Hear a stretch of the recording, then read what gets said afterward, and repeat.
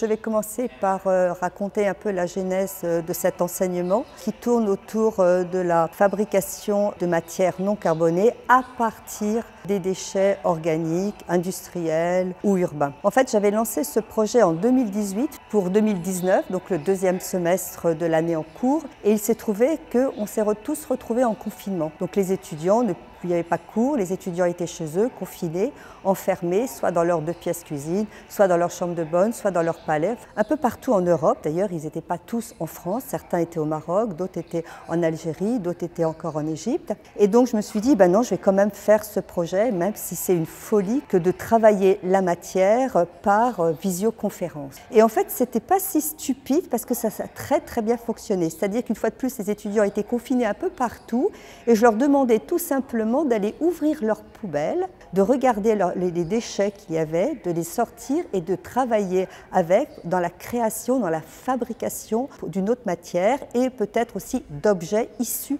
de cette matière. C'est là où effectivement tu m'as demandé d'entamer un dialogue en fait, ensemble, à la fois autour des matériaux non carbonés à transformer, et puis à la fois autour de ce qui me concerne un peu plus, c'est-à-dire la récupération de matériaux dans l'espace urbain pour les transformer en objets, voire en sculptures. Au moment où tu m'as invité, il y avait aussi au sein de la commission des expositions de l'école, une vraie question qui se posait, c'est pourquoi les étudiants, lorsqu'on propose des expositions dans l'école, ne viennent pas. Et à ce moment-là, dans la commission dans laquelle je participais, on s'est dit, s'ils ne viennent pas, c'est qu'ils ne se sentent pas impliqués. Donc ce qui serait intéressant peut-être, c'est de les impliquer à travers un véritable travail de scénographie, de mise en scène.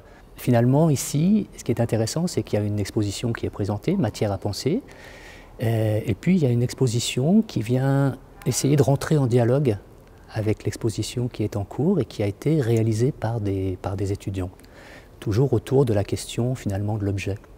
Alors Manuela, avec Sylvia, on vous a proposé de travailler sur la récupération de matières, notamment de matériaux non carbonés, mais également de travailler sur des récupérations de matériaux. C'était une façon pour nous de vous engager dans un rapport à la matière, un peu différemment. Toi, tu as choisi de travailler avec quel matériau? J'ai choisi les bouchons en plastique puisque je voulais utiliser un matériau qui existe déjà et qui pollue énormément de nos jours. Du coup, je voulais trouver un autre usage au plastique et aux bouchons en plastique qui m'intéressait beaucoup à cause de leur persistance dans notre vie quotidienne. J'ai récupéré plein de bouchons pour essayer d'expérimenter avec la matière. Au final, j'ai eu l'idée de faire une robe. C'est au départ, il y a un travail d'expérimentation qui a commencé comment?